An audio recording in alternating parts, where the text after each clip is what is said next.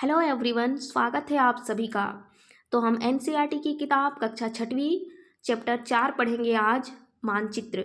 जी हाँ, ये एनसीईआरटी की पुरानी किताब में मानचित्र वाला अध्याय दिया हुआ है, लेकिन अब अभी का जो न्यू एनसीईआरटी देखेंगे तो शायद इसमें चेंज कर दिया गया है। मैं तो पीडीएफ देख रही थी तो उसमें मानचित्र वाले लेसन हटा दिया गया है। चलिए पढ़ते हैं। आप पिछले अध्याय में ग्लोब के महत्व के बारे में पढ़ चुके हैं। हाँ जी, आपने ग्लोब पढ़ चुके हैं। ग्लोब में अध्ययन की कुछ सीमाएं होती हैं। जब हम पूरी पृथ्वी का अध्ययन करना चाहते हैं तब ग्लोब हमारे लिए काफ़ी उपयोगी साबित होती है। हम पूरी पृथ्वी को पढ़ना चाहते हैं, जानना चाहते हैं तो ग्लोब क्या होता है, हमारे लिए बहुत उपयोगी साबित होता है। लेकिन जब हम पृथ्वी के केवल एक भाग मतलब जैसे अपना देश भारत या हमारा राज्य, जिलों, शहरों तथा गांवों के बारे में अध्ययन करना चाहते हैं तो यह हमारे लिए उतना उपयोगी साबित नहीं होता। ठीक है, ऐसी स्थिति में हम मानचित्रों का उपयोग करते हैं। मानचित्र किस लिए उपयोग होता है इसके बारे में आज पढ़ना है। तो आपने देख लिए, हमें अपना देश जानना है, राज्य जानना है, राज्यों के अंतर्गत अंदर में जिले, उनके शहर और गांवों के बारे में अध्ययन करना चाहते हैं तो हमारे लिए मानचित्र उपयोगी होता है।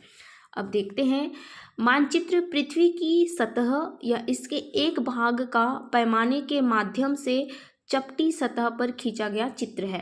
चपटी सतह मतलब जैसे कि ये सतह है, इस पे खींचा जाता है, ग्लोब को एक मानचित्र में बनाया जाता है। आगे हम देखेंगे, लेकिन एक गोलाकार सतह को पूरी तरह से चपटा करना असंभव है। आप समझ रहे हैं ना, हमारी पृथ्वी गोल है, मतलब कि पूरी तरह से गोल भी नहीं है, ध्रुवों की ओर चपटी है और बीच में थोड़ी सी उभरी हुई है, तो उसको हमको एक फ्लैट सरफेस बनाना है तो बनाने में दिक्कत होती है। तो इसी को हम आज समझेंगे कैसे करना है। मानचित्र हमारी विभिन्न ज़रूरतों के लिए आवश्यक है। कुछ मानचित्र एक छोटे क्षेत्र को एवं कुछ तथ्यों को दर्शाता है। दूसरे मानचित्र में एक बड़ी किताब की तरह तथ्य हो सकते हैं। जब बहुत से मानचित्रों को एक साथ रख दिया जाता है तब एक एटलस बन जाता है। हाँ जी, जब बहुत सारे मानचित्रों को एक साथ रख दिया जाता है तो क्या बन जाती है, एटलस। एटलस विभिन्न प्रकारों तथा अलग अलग पैमाने से खींची गई मापों पर आधारित होता है। मानचित्रों से एक ग्लोब की अपेक्षा हमें ज़्यादा जानकारी प्राप्त होती है। ग्लोब से हम एक निश्चित देश के बारे में जानेंगे, समुद्रों के बारे में जानेंगे, महासागरों के बारे में जानेंगे, लेकिन देश के अंतर्गत आने वाले राज्य, उनके जिलों के बारे में नहीं पता होता है। तो इसीलिए हमें मानचित्र की ज़रूरत होती है। अब हम पढ़ेंगे मानचित्र कितने प्रकार के होते हैं, यहाँ से आपका चैप्टर शुरू होता है, तो बने रहें चैनल में आगे तक। तो मानचित्र कितने प्रकार के होते हैं यदि पूछा जाए तो आप बताएंगे 3 प्रकार के। तो सबसे पहला प्रकार जानते हैं, भौतिक मानचित्र। पृथ्वी की प्राकृतिक आकृतियों, प्राकृतिक मतलब जैसे पर्वतें हैं, पर्वतों, पठारों, मैदानों, नदियों, महासागरों इत्यादि को दर्शाने वाले मानचित्र को भौतिक मानचित्र या उच्चावच मानचित्र कहा जाता है। समझ गए, भौतिक मानचित्र क्या हो गया, जो प्राकृतिक आकृतियों जैसे पठार हैं, पर्वत हैं, नदियां हैं, महासागर हैं, सागर हैं, इन सबको दर्शाती हैं, उसे कहते हैं भौतिक मानचित्र। आगे देखेंगे, राजनीतिक मानचित्र। राज्यों, नगरों, शहरों तथा गांवों और विश्व के विभिन्न देशों व राज्यों तथा उनकी सीमाओं को दर्शाने वाले मानचित्र को राजनीतिक मानचित्र कहते हैं या कहा जाता है। राजनीतिक मानचित्र किसे कहते हैं, जो एक हमारा देश है या अन्य देश हैं, राज्य हैं, नगर हैं, शहर हैं और गांव, एक दूसरे को मिलाने वाली रेखाओं को, विभिन्न देशों को, उनकी सीमाओं को दर्शाता है। ठीक है, उसको क्या कहते हैं, राजनीतिक मानचित्र। समझ गए दोनों मानचित्र।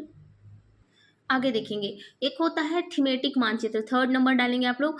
कुछ मानचित्र विशेष जानकारियां प्रदान करते हैं, जैसे सड़क मानचित्र, वर्षा का मानचित्र, वन तथा उद्योगों आदि के वितरण दर्शाने वाले मानचित्र। आपने देखे हैं ना, मानचित्र में जैसे सड़क की लाइन होगी तो ऐसे, कच्ची सड़क है, पक्की सड़क होगी तो अलग लाइन, रेलवे लाइन होगी, ट्रैक होगी तो इस तरह से, तो इस तरह से मानचित्र भी दर्शाए जाते हैं।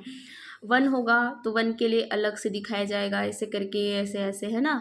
ठीक है, फिर उसके बाद रेस्टोरेंट होगा तो उसके निशान, तो इस तरह से ये होता है थीमेटिक मानचित्र। अब देखते हैं, मानचित्र के घटक भी होते हैं। पहला दूरी, दूसरा दिशा और तीसरा प्रतीक। आप इसे स्किप कर सकते हैं, जिन्हें पढ़ना होगा ये बच्चे इन्हें स्किप करके पढ़ लेंगे। मैंने 2-3 बार पढ़ा तो मुझे समझ में आ चुका है। आप चाहे तो पढ़ सकते हैं, स्किप करके आगे बढ़ सकते हैं। जिसे नहीं पढ़ना है और जिसे पढ़ना है वो आप वीडियो को पॉज करके पढ़ लेंगे। हम इसे पढ़ेंगे, ये ज़रूरत है। अधिकतर मानचित्रों में ऊपर दाहिनी तरफ तीर का निशान बना होता है, जिसमें ऊपर अक्षर ऊ लिखा होता है, मतलब उत्तर लिखा होता है। यह तीर का निशान उत्तर दिशा को दर्शाता है। इसे उत्तर रेखा कहा जाता है। आपने देखा है ना, जितना भी मानचित्र होते हैं उनमें उत्तर लिखा हुआ होता है ना। और देखो ये यहाँ पर भी लिखा हुआ है उत्तर, और नीचे की ओर जहाँ पर हमें द लिखा दिखता है उसे दक्षिण कहते हैं। इसे ही बताया गया है इसमें। और उसके अलावा देखेंगे इधर, जब आप उत्तर के बारे में जानते हैं तब आप दूसरी दिशाओं जैसे पूर्व, पश्चिम तथा दक्षिण के बारे में पता लगा सकते हैं। अब देखो 4.2 मतलब ये मानचित्र के बारे में कहा गया है। 4 मुख्य दिशाओं उत्तर, दक्षिण, पूर्व एवं पश्चिम को दिखाया गया है। 10 दिशाएं होती हैं, हमें मुख्य 4 दिशाएं पता होनी चाहिए। उत्तर हमारे किसी भी मानचित्र में उत्तर दिशा को और दक्षिण दिशा को इंगित किया जाता है। फिर हमें पता चलता है हमारे बाएं ओर क्या है, हमारे दाएं ओर कौन सी दिशाएं हैं। अब देखते हैं इसे क्या कहते हैं, प्रधान दिग्बिंदु कहते हैं। क्वेश्चन यदि आ जाए कि मुख्य कितने दिशाएं होते हैं तो 4, और प्रधान दिग्बिंदु कहे जाते हैं तो आप बताएंगे बीच की 4 दिशाएं हैं। उत्तर पूर्व, उत्तर पूर्व किसे कहेंगे, इधर देखिए ये क्या है, हमारा उत्तर है, और ये क्या है, पूर्व है। ये दोनों के बीच की लाइन को, रेखा को क्या कहेंगे, उत्तर पूर्व। अब देखो ये पूर्व और ये क्या है, दक्षिण है, इसे कहेंगे दक्षिण पूर्व, दोनों के बीच की दिशा को। अब देखो ये दक्षिण है और ये पश्चिम है, तो इसे बीच के लाइन को, रेखा को क्या कहेंगे, मतलब दिशा को दक्षिण पश्चिम। और ये उत्तर है और ये पश्चिम है, तो बीच के दिशाओं को क्या कहेंगे, दक्षिण पश्चिम, मतलब उत्तर पश्चिम बोल सकते हैं। उत्तर पश्चिम, ये है उत्तर और ये पश्चिम, दोनों को मिलाकर उत्तर पश्चिम। समझ गए, यही कहना चाह रहा है हमारा ये सिलेबस, ये चैप्टर। आगे हम देखेंगे प्रतीक क्या है।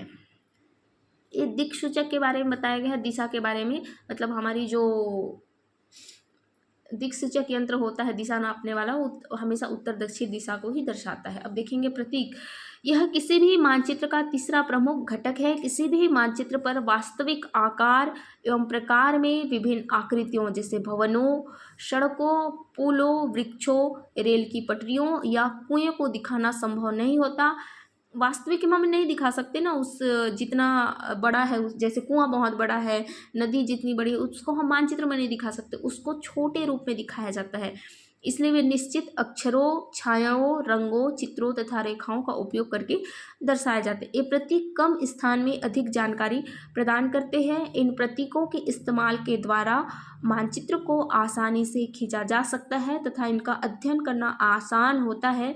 अगर आप एक क्षेत्र की भाषा को नहीं जानते, मान लो आप कन्नड़ा चले गए, कर्नाटक चले गए, आंध्र प्रदेश, तेलंगाना, इधर चले गए, आपको भाषा तो नहीं आती, लेकिन आप साइन बोर्ड देख के पहचान सकते हैं ना।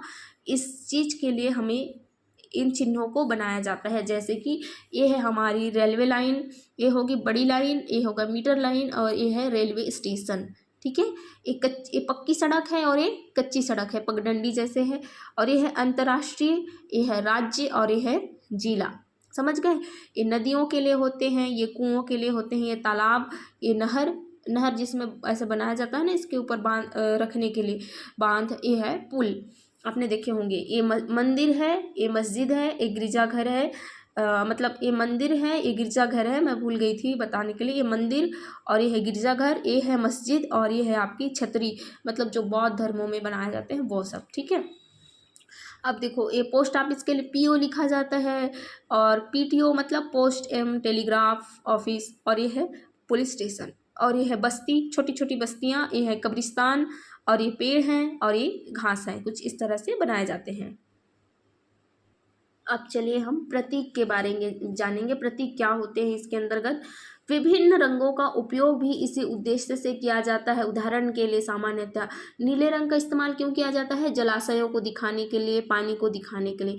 और भूरा रंग क्यों किया जाता है, आप तो माहिर हैं, बचपन में पेंटिंग बनाए हैं, पर्वतों को लिए। और पीला रंग पठारों के लिए, और हरा रंग मैदान को दर्शाने के लिए या फिर हमारे पेड़ पौधों को दर्शाने के लिए किया जाता है। कुछ इस तरह से, समझ गए आप ये। चित्र दिया गया है। आप छठवीं क्लास के बच्चा समझ के ही अपने आप को इसे पढ़ने का कोशिश करें, ज़रूर समझ में आएगा। आगे देखेंगे, एक छोटे क्षेत्र का बड़े पैमाने पर खींचा गया रेखा चित्र खाका कह जाता है। खाका किसे कहते हैं? देखो, जो बहुत बड़े पैमाना होता है उसको एक छोटे क्षेत्र में खींचा जाता है, बड़े पैमाने पर खींचा जाता है, उसे खाका कहा जाता है। ठीक, मान लो आपका घर है, एक छोटा सा है, तो उसको बड़े पैमाने पर खींचा गया, बड़ा बनाया गया, उस रेखा चित्र को खाका कहा जाता है। एक बड़े पैमाने वाले मानचित्र से हम बहुत सी जानकारियाँ प्राप्त होती है, लेकिन कुछ ऐसी चीज़ें होती हैं जिन्हें हम कभी कभी जानना चाहते हैं, जैसे किसी कमरे की लंबाई, है ना, चौड़ाई, जिसे मानचित्र में नहीं दिखाया जाता है, नहीं दिखाया जा सकता। उस समय हम लोग बड़े पैमाने वाला एक रेखा चित्र खींच सकते हैं, जिसे खाका कहा जाता है। एक सीमित टाइम के लिए खींचा जाता है, बनाया जाता है, फिर उसका उपयोग बहुत कम होता है। आप लोग इसे सॉल्व करेंगे, और मैं जब एनसीईआरटी क्लास 6 की जो ज्योग्राफी की बुक है पूरी कंप्लीट हो जाएगी, तो मैं इन सब के आंसर बताते जाऊंगी, तब तक आप देखते रहें। मानचित्र के कितने घटक होते हैं, प्रधान दिग्बिंदु किसे कहते हैं, अभी अभी आपने पढ़ा है। मानचित्र के पैमाने से आप क्या समझते हैं? हम ग्लोब की अपेक्षा मानचित्र अधिक सहायक होते हैं, क्यों होते हैं बताओ, अभी पढ़े हो आप लोग। मानचित्र एवं खाका के बीच अंतर बताएं। खाका क्या होता है? एक छोटा सा एरिया को बड़ा जगह में दिखाया जाता है, वो होता है खाका। और मानचित्र क्या होता है, आप बताओ। कौन सा मानचित्र विस्तृत जानकारी प्रदान करते हैं, बताओ। 3 प्रकार के मानचित्र पढ़े हैं आपने। प्रतीक किस प्रकार के मानचित्रों के अध्ययन में सहायक होते हैं, ये भी बताना है आपको। अब देखो, वृक्षों के वितरण को दिखाने वाले मानचित्र क्या हैं? वृक्ष दिखाने के लिए भौतिक है, थीमेटिक है या राजनीतिक है? 3 प्रकार के ही मानचित्र होते हैं, इनमें से कोई एक बताना है। नीले रंग का इस्तेमाल क्यों किया जाता है, किसे दिखाने के लिए किया जाता है? जलाशय को, समझ गए। दिक् सूचक का उपयोग क्यों किया जाता है? पैमाना आवश्यक है, किस लिए? मानचित्र के लिए, रेखा चित्र के लिए या प्रतीकों के लिए। जिसे सॉल्यूशन नहीं मिला हो, वीडियो को दोबारा देखें, उसके बाद क्वेश्चन को खुद से सॉल्व करने का कोशिश करें, और जिन्हें नहीं समझ में आता मुझे कमेंट कर दें, मैं वीडियो के सॉल्यूशन भी बनाने की कोशिश करते जाऊंगी धीरे धीरे, है ना। चलिए, अगले वीडियो में हम लोग देखेंगे सामाजिक विज्ञान ही देखेंगे, हमारे पृथ्वी हमारा आवास कक्षा 6वीं के अन्य पाठों को हम पढ़ने की और समझने की कोशिश करेंगे। मिलते हैं अगले वीडियो में, तब तक के लिए सभी को हरे कृष्णा।